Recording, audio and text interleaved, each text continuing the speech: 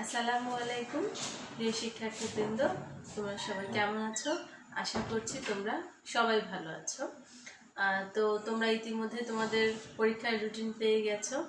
তো তোমরা আরও জেনেছো যে পরীক্ষা শুধু কিন্তু প্রথম পত্রেই হবে। তো আমরা প্রথম পত্রে কিন্তু 3টি অধ্যায় শেষ করেছি। তো যেহেতু পরীক্ষা খুব কাছে চলে এসেছে, আমি আর তোমাদের পরীক্ষার জন্য পড়ার বাড়াতে চাচ্ছি না। এই 3টি অধ্যায় আমরা পড়ব।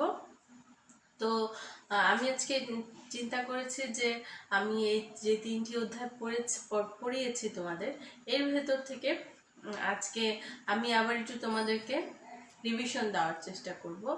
তো আমি আজকে বইটা হাতে নিয়েছি।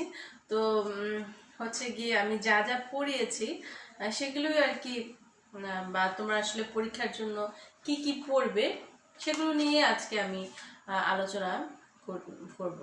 তো প্রথম অধ্যায় মানে এটা হচ্ছে যেটা হচ্ছে গিয়ে সমাজবিজ্ঞানের উৎপত্তি ও বিকাশ।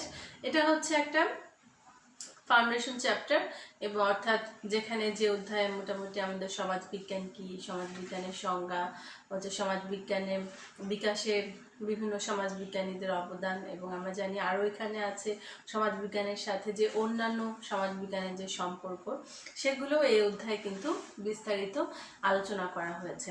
এবং তোমরা মানে তোমাদের বইয়ের অনুশীলনীতে যে প্রশ্নগুলো আছে, সেই প্রশ্নগুলো যদি তোমরা একটু দেখো, বোর্ডের কিছু প্রশ্ন কিন্তু দেয়া আছে। তো দেখবে যে এই অধ্যায় থেকে কিন্তু মোটামুটি প্রত্যেক বছরই প্রশ্ন হয়ে থাকে, অর্থাৎ এই অধ্যায় থেকে কিন্তু কখনো প্রশ্ন মিস হবে না।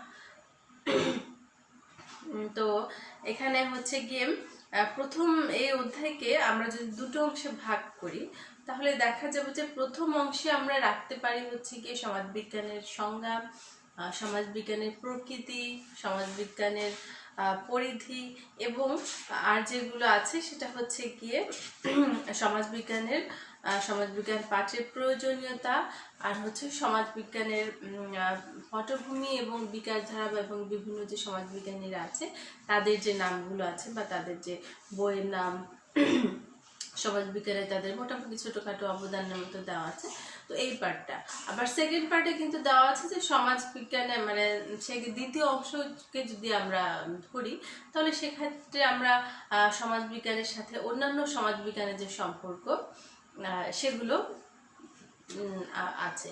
ওখানে আছে সমাজবিজ্ঞানের সাথে রাষ্ট্রবিজ্ঞান, সমাজবিজ্ঞানের সাথে নৃবিজ্ঞান, সমাজবিজ্ঞানের সাথে অর্থনীতি, সমাজবিজ্ঞানের সাথে ইতিহাস, এগুলোর সম্পর্ক এবং পার্থক্য।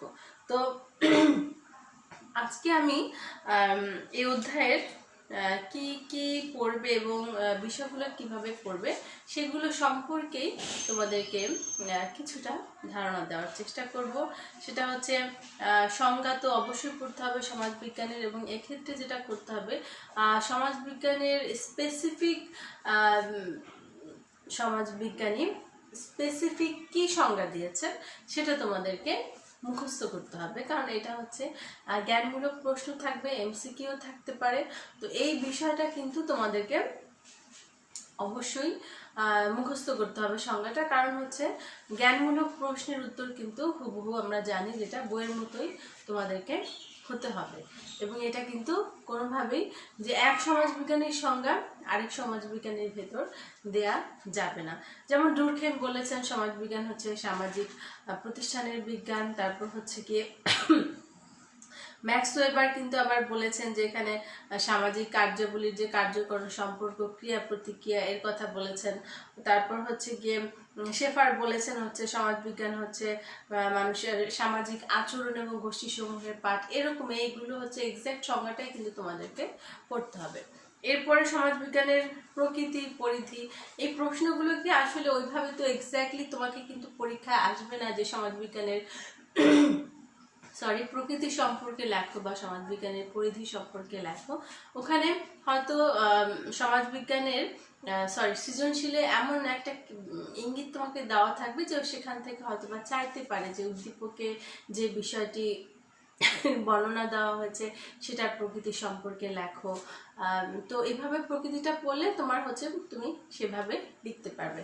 আর সমাজবিজ্ঞানের পরিধি যেখানে আছে ওখানে কিন্তু যে প্রত্যেকটা যে আলাদা আলাদা পার্ট আছে, যেমন হচ্ছে সমাজতাত্ত্বিক মতবাদ, পরিবার ও ধর্মের সমাজবিজ্ঞান, সামাজিক জনবিজ্ঞান, গ্রামীণ সমাজবিজ্ঞান, নগর সমাজবিজ্ঞান, তারপর হচ্ছে ধর্মের সমাজবিজ্ঞান, শিক্ষার সমাজবিজ্ঞান, এগুলো সম্পর্কে দুটি বিষয় তোমাদেরকে খেয়াল রাখতে হবে। একটা হচ্ছে যে সমাজবিজ্ঞানের এই পার্টগুলোতে কোন কোন বিষয় আলোচনা হয়, আচ্ছা শিক্ষার সমাজবিজ্ঞানে কি আলোচনা হচ্ছে সেটা তো আবার ধর্মের সমাজবিজ্ঞানে আলোচনা হচ্ছে না।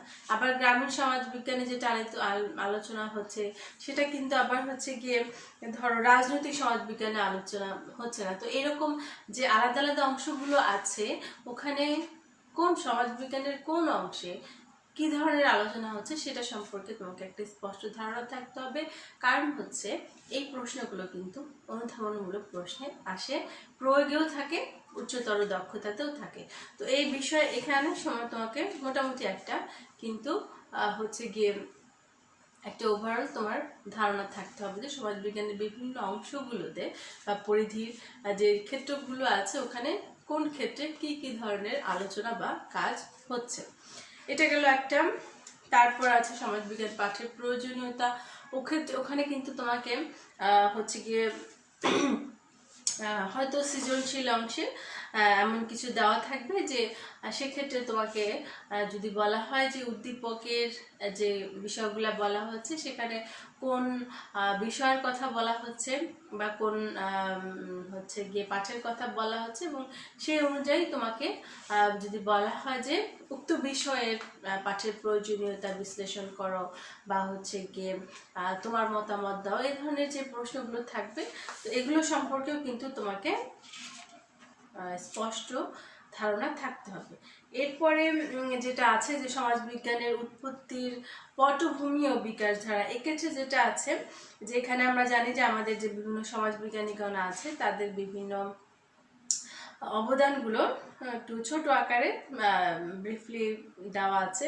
তো এক্ষেত্রে তোমাদের অবশ্যই আমি যখন এটা পড়িয়েছিলাম তোমাদেরকে বলেছিলাম যে এখানে যে বইগুলোর নামগুলো আছে, যেমন প্লেটোর বইয়ের নাম হচ্ছে রিপাবলিক, তারপর হচ্ছে অ্যারিস্টটলের বইয়ের নাম হচ্ছে দ্য পলিটিক্স, তারপর হচ্ছে ধরো অগাস্ট কোতের বইয়ের নাম হচ্ছে গিয়ে পজিটিভ ফিলোসফি, তারপর হচ্ছে ম্যাকিয়াভেলির বইয়ের নাম হচ্ছে দ্য প্রিন্স। এই যে এই বইয়ের নামগুলো কিন্তু খুবই important for MCQ and for এবং জ্ঞানমূলক প্রশ্নের জন্যও কিন্তু খুব ইম্পর্টেন্ট। তো এগুলো তোমরা অবশ্যই পড়বে এবং হচ্ছে গিয়ে এখানে বিজ্ঞানীদের যে ছোট ছোট অবদানের বিষয়গুলো ছোট ছোট আকারে দেওয়া আছে সেগুলো কিন্তু তোমাদের একটা ধারণা রাখতে হবে। মোট কথা হচ্ছে যে তোমাদেরকে কিন্তু এখানে কোনো কিছু বাদ দেওয়া যাবে না, যেহেতু এটা একটা ফাউন্ডেশন চ্যাপ্টার।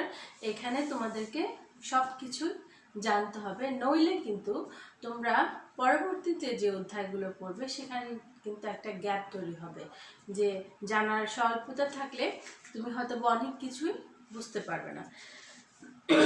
তো এর পরের যে অংশটা আছে যে সমাজবিজ্ঞানের সাথে অন্যান্য যে শাখাগুলো আছে সেগুলোর সম্পর্ক, অর্থাৎ সমাজবিজ্ঞানের সাথে রাষ্ট্রবিজ্ঞান, সমাজবিজ্ঞানের সাথে অর্থনীতি, সমাজবিজ্ঞানের সাথে ইতিহাস, এদের যে সম্পর্কগুলো আছে এখানে যেটা বলা হচ্ছে যে এখানে কিন্তু তোমাকে দুটোই পড়তে হবে, সম্পর্ক পড়তে হবে আবার হচ্ছে কি পার্থক্য পড়তে হবে।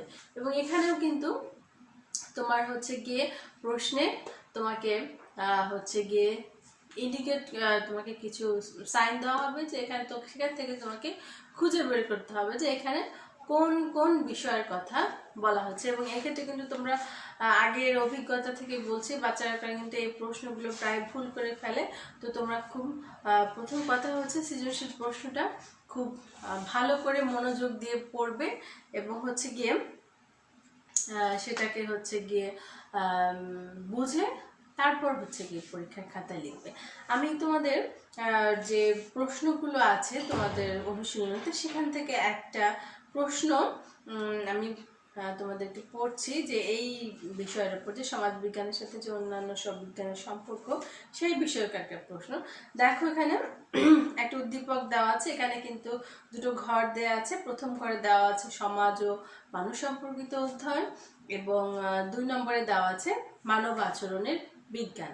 তো সমাজ ও সময় এবং তারপরে অ্যারো চিহ্ন দিয়ে আরেকটা দেওয়া আছে যে ক ও ক্ষয়ের সম্পর্কের দৃঢ়তার ভিত্তিতে গড়ে ওঠা অধ্যয়নের পৃথক একটি বিষয়। তো ক যে ঘরে দেওয়া আছে সমাজ ও মানুষ সম্পর্কিত অধ্যয়ন, এটা কিন্তু আমরা জানি অবশ্যই এটা হচ্ছে সমাজ বিজ্ঞান। এবং খ যে মানব আচরণের বিজ্ঞান, এটা হচ্ছে কি মনোবিজ্ঞান।